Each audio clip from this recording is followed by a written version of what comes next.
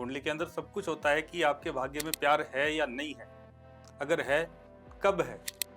ग्रह 10% खराब होते हैं, जी। ठीक है, हम उनको 90% खुद खराब करते हैं अपने कर्मों के द्वारा। तो क्या कुंडली हमारी लव लाइफ भी तय करती है? अक्सर 90% लोगों के पास ये बात रहती है कि हमारा तो शनि खराब है। जी। शनि खराब तो 10% होता है, 90% तो हम खुद करते हैं। ज्योतिष कुछ भी नहीं करता है, ओके। ज्योतिष कुछ भी नहीं करता है, वो सिर्फ आपको गाइड करता है। और सबसे बड़ी चीज ये कि बिना तिलक के जी।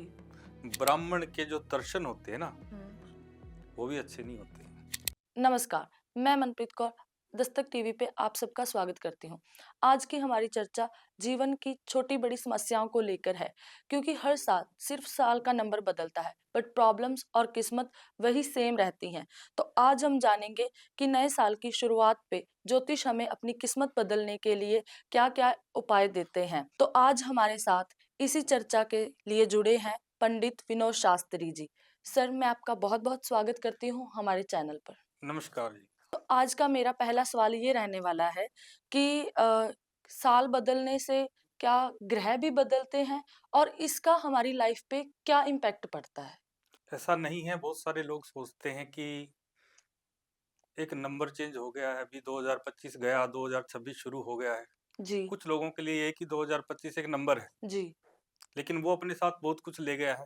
और आने वाला जो साल है जी। वो बहुत कुछ लेकर आएगा, जी। किसी के लिए खुशी, जी। किसी के लिए गमी भी। क्योंकि हर साल जब नया साल आता है तो उसमें ग्रह भी चेंज होते हैं, और ग्रहों का प्रभाव भी अच्छा या बुरा जिस तरह का भी हर इंसान के ऊपर अलग अलग रहता है। जी। तो ये नहीं है कि साल चेंज होने पर सिर्फ एक नंबर चेंज होता है, उसमें स्टार्स भी चेंज होते हैं। और ओके। स्टार्स का इफेक्ट जो है, उनकी पावर जो है, वो भी अलग अलग रहती है। तो सर, मेरा अगला सवाल ये है कि क्या प्यार में धोखा कुंडली में पहले से लिखा होता है? जी, कुंडली बहुत कुछ बताती है। जी। वो कुंडली नहीं है, हमारा पूरा जीवन है। जी। अगर कोई प्रख्यात उसको जी। प्रेडिक्ट करने वाला इंसान हो, तो कुंडली के अंदर तो एक एक छोटे बड़े पलों की जानकारी होती है। प्यार से संबंधी समझ लें, जी। या हम कोई भी काम कारोबार करते हैं उससे संबंधी समझ लें, जी। विदेश यात्रा से संबंधी समझ लें, जी। तो हर चीज का जवाब, हर सवाल का जवाब कुंडली के पास होता है। बस उसको सही से रीड करने वाला इंसान हो। कुंडली के अंदर सब कुछ होता है कि आपके भाग्य में प्यार है या नहीं है, अगर है कब है, और क्या वो सक्सेस होगा, या आपको प्यार में धोखा मिलेगा या नहीं मिलेगा, उससे कैसे बचा जा सकता है, जी। ये सब कुंडली के अंदर होता है। डिपेंड करता है कि उस कुंडली को कोई पढ़ने वाला हो। तो इसी को लेकर, जैसे चलो ये धोखा ये सब तो आपने जैसे बताया कि जी। कुछ चीजें पहले से प्री प्री प्लान्ड होती हैं। जी। तो अगला जो मेरा क्वेश्चन है वो इसी लव लाइफ से रिलेटेड है। क्या एक्स वापस आ सकता है? क्या कुंडली में ये योग होता है? बिल्कुल, कुंडली के अंदर सभी तरह के योग होते हैं। जी। वापस आना, या सबसे पहले कि आपके भाग्य के अंदर क्या जी। प्यार आएगा, अगर आएगा तो क्या वो लॉन्ग लाइफ चलेगा, और उसके अंदर कोई दिक्कत होगी, परेशानी होगी या नहीं होगी, और अगर परेशानी होगी तो उससे हम कैसे निकल सकते हैं। हमें उस प्यार को अगर पाना है तो हमें क्या करना चाहिए, तो वो सब जवाब होते हैं कुंडली के पास, कि उसको वापस पाया जा सकता है। ऐसा नहीं है कि नहीं पॉसिबल होता है। दुनिया के अंदर कौन सी चीज़ पॉसिबल नहीं है, हर बीमारी का इलाज है, तो ठीक है, इट और हर मीन्स समस्या का समाधान कुंडली के पास है। कि अगर हम उसके लिए कुछ, जैसे आप हमें कोई सॉल्यूशंस बताते हो, जी। तो उससे जो भी है पार्टनर जो ब्रेकअप हुआ है तो हम जी। उससे वापस पा सकते हैं। बिल्कुल, ओके। उनको पाया जा सकता है, और ऐसी नौबत आने से पहले उससे बचा भी जा सकता है। तो अगर कुंडली में ये सब मेंशन होता है सर, जी। तो क्या कुंडली हमारी लव लाइफ भी तय करती है? बिल्कुल, कुंडली के अंदर सब कुछ स्पष्ट लिखा होता है। कुछ इंसान या कुछ कुंडलियां ऐसी भी होती हैं जी। जिनके भाग्य के अंदर ये कह लो कि लव लाइफ का सुख नहीं होता है। जी। हाँ, उनके जीवन के अंदर आएगा, लेकिन कंटिन्यू नहीं चल पाएगा, क्योंकि सुख नहीं है। तो चलो ये कुंडली तय करती है हमारी लव जी लाइफ। बिल्कुल। और मतलब मतलब ये तो नहीं है कि हम अपने मतलब कुछ अपनी भी गलतियां रहती होंगी, हम उसको कुंडली ग्रहों पर डाल देते हैं कि ये तो किस्मत का लिखा था, ये तो ऐसे होना ही था। देखिए, ग्रह तो अपनी जगह पर हैं, जी। ठीक है ना? जी। लेकिन सबसे बड़ी बात, मेन क्वेश्चन जो आपने किया है, बहुत अच्छा क्वेश्चन है ये। ग्रह 10% खराब होते हैं, जी। ठीक है?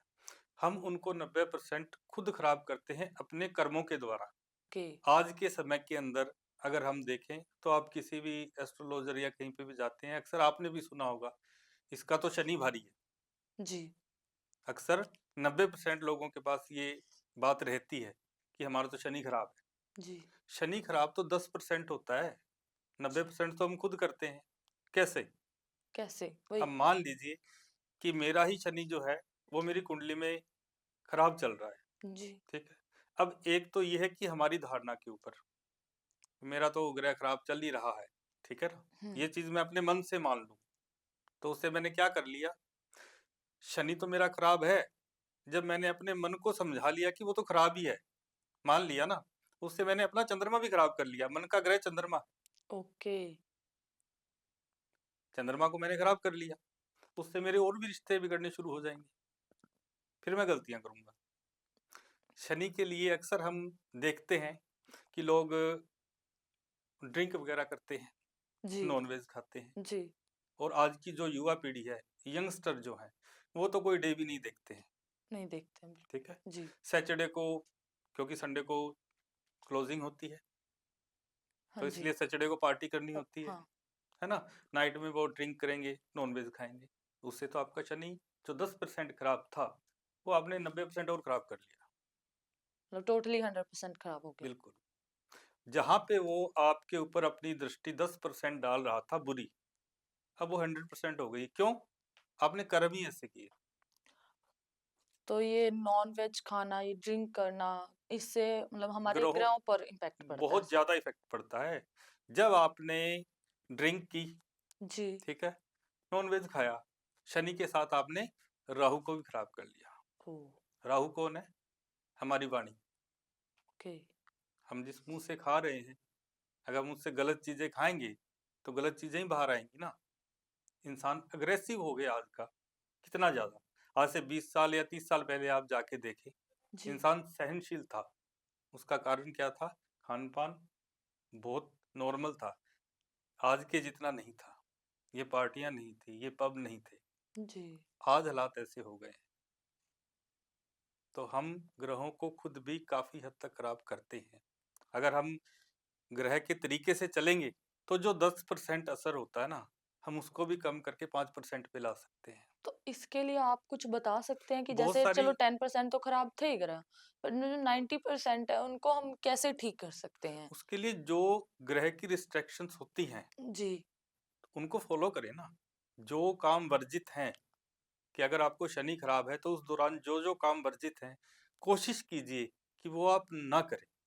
मजबूरी होती है तो करना भी पड़ता है, लेकिन एक तो आप कंटिन्यू कर रहे हो और एक मजबूरी में करना पड़े, उसमें फर्क रहता है। जैसे मैंने आपसे पूछा कि ये एक्स वापस आ सकता है, धोखा पहले से लिखा होता है, जी। या फिर मतलब हमारे क्या क्या इम्पैक्ट पड़ते हैं ग्रहों को लेकर। तो अगर सब कुछ पहले से लिखा हुआ है, जी। तो फिर हम मेहनत क्यों करते हैं सर? कुंडली तो हमारी है, जी। उसमें तो लिखा हुआ है, जी। ठीक है ना? यही आप जानना चाह रहे हैं ना, हाँ जी। कि हाँ अगर जी। पहले से ही लिखा हुआ जी। है जी। हाँ तो जी। फिर हम मेहनत क्यों करें? हाँ। ठीक है ना? हाँ जी। कुंडलियां तो दो सगे भाई होते हैं, जुड़वा, हाँ जी। उनकी भी सेम होती हैं। हाँ। एक तो डॉक्टर इंजीनियर निकलता है और एक बिल्कुल मध्यम रह जाता है। कारण वही। उसके अपने कर्म।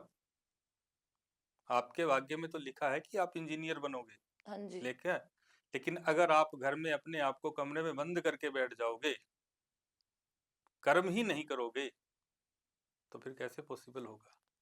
ये बताइए। जी। सिंपल सा आपको हिंट देता हूँ, है जी। ना? हम तो इंसान हैं, हाँ जी। ग्रह तो भगवानों को भी आए हैं, ठीक है? हाँ जी। हाँ जी। क्योंकि उन्हीं के बनाए हुए हैं। और अगर वही उन ग्रहों को अपने ऊपर ना आने देंगे तो फिर रूल टूट जाएंगे। ठीक है ना। हम्म। तो ये हो जाएगा कि इंसान के लिए अलग ग्रह, भगवान के लिए अलग रणनीति। तो जी। ये तो पॉसिबल नहीं। भगवान श्री राम को वनवास हुआ था, हाँ जी। है ना, भगवान थे। हाँ जी। और सीता माता का हरण हुआ, जी बिल्कुल। मानते हैं। हाँ जी।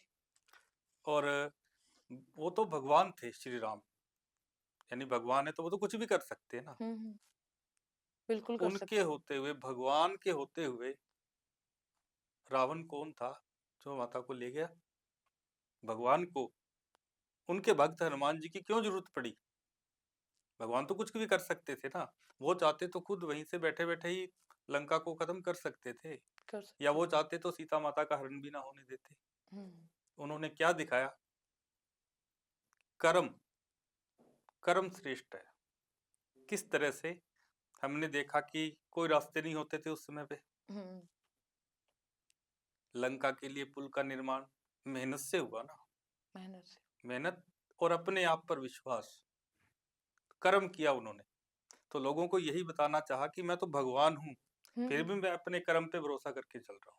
कर्म करोगे तो जो बुरा समय है ना वो निकल ही जाएगा।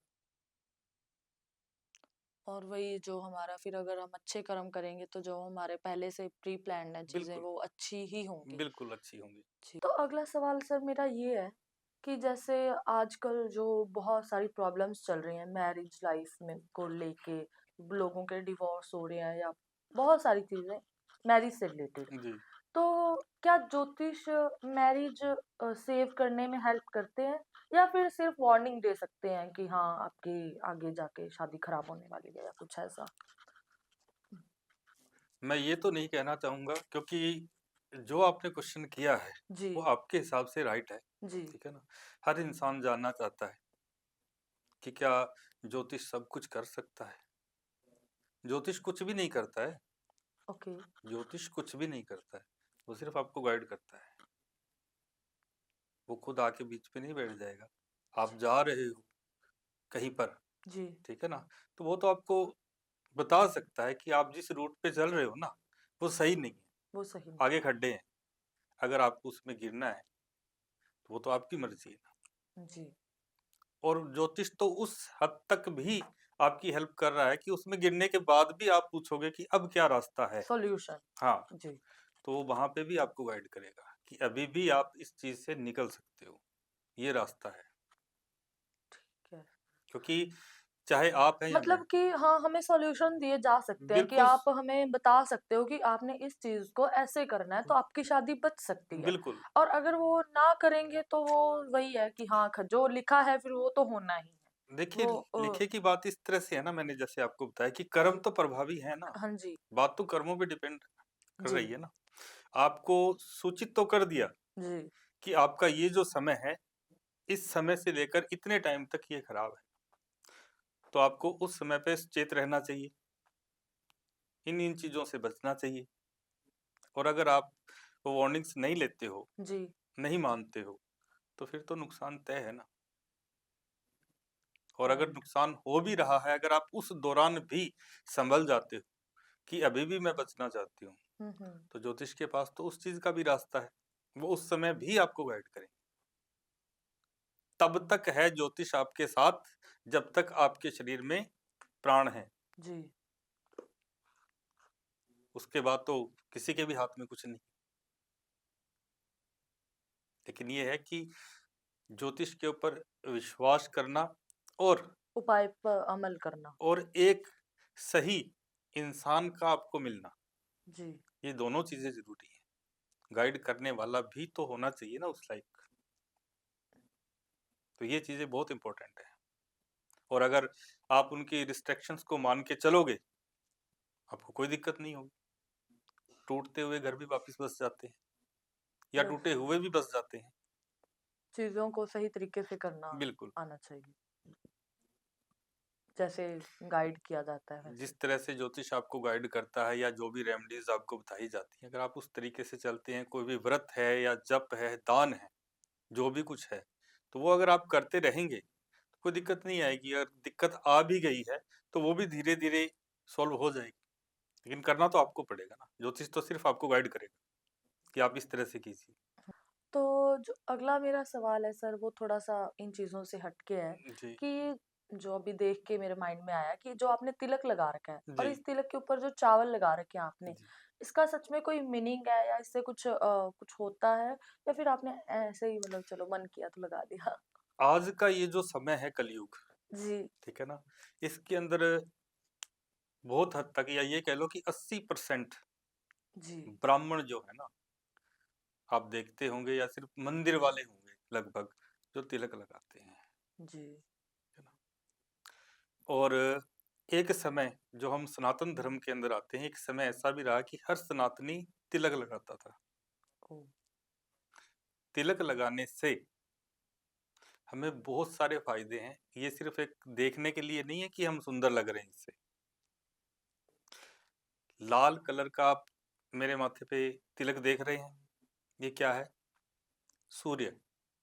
ओह! मैंने अपने सूर्य को बलवान किया। उस पर आप बोल रहे हैं कि चावल लगा रखे हैं। चावल क्या है? चंद्र। ये चंद्रमा है। जी, और अगर मैंने सूर्य और चंद्रमा दोनों को खुश कर लिया, हाँ जी, तो बाकी तो सब कुछ इनके ऊपर ही निर्भर है। सूर्य का मतलब अग्नि। जी। अग्नि ना हो हुँ, तो संसार नहीं चल सकता। चंद्रमा मतलब पानी। पानी ना हो तो फिर धरती पर क्या है? कुछ भी नहीं है। और सबसे बड़ी चीज ये कि बिना तिलक के जी, ब्राह्मण के जो दर्शन होते हैं ना, हुँ, वो भी अच्छे नहीं होते हैं। ओह! जी। ब्राह्मण दो तरह के होते हैं, एक कर्म से और एक धर्म से। कर्म से ब्राह्मण मतलब कि वो अपना जो ब्राह्मण का जो भी कर्त है वो कर रहे हैं, उनको निभा रहे हैं। और एक सिर्फ धर्म से ब्राह्मण, यहाँ उनके पीछे तो लगता है शर्मा, शास्त्री, जी, द्विवेदी, जी, कुलकर्णी, मतलब अलग अलग प्रांत में अलग अलग पीछे सरनेम लगते हैं। हुँ, लेकिन बस वो सिर्फ नाम के ही हैं, क्योंकि उनके दूसरे काम कारोबार हैं या जो भी हैं, वो उस चीज को फॉलो ही नहीं करते हैं कि हम ब्राह्मण हैं तो हमारा मेन कर्तव्य है क्या। नॉनवेज भी खाते हैं, ड्रिंक भी करते हैं। तो ये सिर्फ़ ये जो चीज़ें सिर्फ़ ब्राह्मणों के लिए हैं? जैसे ये तिलक लगाना जी नहीं, मैंने आपको पहले भी बताया जी, कि हर सनातनी जो सनातन धर्म के अंदर पैदा हुआ है, हर एक को तिलक लगाना चाहिए। तो जो सर मेरा अगला सवाल है, वो ये है कि न्यूमरोलॉजी के हिसाब से 2026 में वो कौन-से लोग हैं जो ओवरनाइट सक्सेस जिनको मिलेगी? 2026 में जो न्यूमरोलॉजी बोल रही है वो जी, 5 नंबर, 14 एंड जी, 23, ये नंबर वाले जो हैं उनको रातों रात सक्सेस मिलेगा। और अचानक कहीं से धन लाभ, मीन्स जैसे लॉटरी से जी, या कोई हमारी पुरातन जमीन जायदाद हो, जी, उससे किसी भी रूप में मिलने के आसार बहुत ज़्यादा हैं। जी। और जिनकी बर्थ डेट 5, 14 और 23 है, बर्थ डेट 5, 14 और जी, 23 उनको ये जो 2026 है काफ़ी कुछ दे करके जाएगा। और 16 नंबर वालों के लिए कुछ है होगा सर? 16 नंबर 7 मीडियम रहेगा, मध्यम। मेरी बर्थ डेट है सर। तो जो 9 नंबर वालों के लिए न्यूमरोलॉजी के अकॉर्डिंग कैसा रहेगा? 9 नंबर जिसका स्वामी है मंगल, और जी, मंगल मतलब एनर्जी, अथाह एनर्जी। ओह! और कई बार हम देखते हैं कि अगर हम जोश में होश ना रखें तो उसका नुकसान भी होता है। जोश बहुत भरपूर रहेगा। ये साल जो 9 नंबर है न्यूमरोलॉजी का, उनको हीरो भी बना सकता है और जीरो भी। ये डिपेंड करता है उन पर खुद पर कि वो कंट्रोल कर सकते हैं या नहीं। ये डिपेंड उन्हीं पे करता है। बहुत कुछ मिलेगा, नई स्किल्स मिलेंगी, कंट्रोल उनको करना होगा। जी। अगर वो कंट्रोल नहीं करते हैं, क्योंकि अथाह एनर्जी है और उत्साह के अंदर इंसान गलतियां भी करता है, अगर उन्होंने की तो फिर जीरो, और अगर कंट्रोल कर गए तो हीरो। तो जैसे सर आपने 9 नंबर वालों के लिए बताया कि कुछ उनका वैसे तो अच्छा ही रहेगा और बाकी जो है वो उन पे डिपेंड करता है। तो जो 8 नंबर वालों के लिए है वो ये न्यूमरोलॉजी के अकॉर्डिंग कैसा रहेगा 2026 में? 8 नंबर जो है जी। वो उनके लिए ये साल स्थिर करने वाला है। ओह! स्थिर का मतलब आप समझते हैं कि उनको सेटल कर देना, ओह! स्थिर रखेगा, ना तो बहुत ज्यादा ऊपर और ना वो बहुत ज्यादा डाउन ही आ पाएंगे। लेकिन कुछ इमोशंस अंदर दबे रहेंगे, पार्टनर को भी लगेगा कि आप दोनों के बीच में डिस्टेंस हो रहे हैं, तो इस तरह की थोड़ी बहुत परेशानी आएगी। ईगो और साइलेंस ईगो और साइलेंस रिश्ता बिगाड़ सकते हैं, और जो पहले से शादीशुदा हैं, जो मैरिड लाइफ में चल रहे हैं, उनके ऊपर नई जिम्मेवारियां रिश्तों की पड़ेंगी। जी। तो ये 8 नंबर वालों के लिए ये जो साल है, ये हम कह सकते हैं कि मिला जुला है, स्थिर रखेगा, ना उनको कोई लाभ है तो ना बहुत ज्यादा हानि है। तो सर जो मेरा अगला और सबसे लास्ट सवाल है वो ये है कि मूल्यांक और भाग्यांक में क्या अंतर होता है? मूल्यांक जी। मूल्यांक जो निकलता है वो सिर्फ जन्म तारीख से निकलता है। जी। जैसे कि आपकी जन्म तारीख 16 है, तो 1+6 बराबर है 7, 7। तो आपका मूल्यांक हुआ 7। जी। लेकिन जो भाग्यांक होता है जी। वो पूरी जन्म तारीख से निकलता है, जिसमें डेट, मंथ और ईयर। जैसे मेरा वो है डेट मंथ ईयर जी। 16 दिसंबर 2001। हम्म, तो इसका क्या भाग्यांक होगा सर? 16 दिसंबर 2001। 2001, जी। 16 और 12 28, जी। और 2001 जी। और 3, जी। 28 3 31, जी। तो 3+1 4, 4।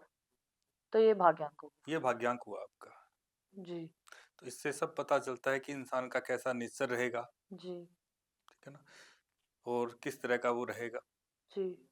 तो यही फर्क होता है मूल्यांक और भाग्यांक में। जी। जी। तो सर ये तो हमारा लास्ट क्वेश्चन था तो इसके लिए आपका बहुत-बहुत धन्यवाद। जी। आज आपके साथ बहुत ही अच्छी चर्चा रही हमारी। जी। तो धन्यवाद सर। धन्यवाद।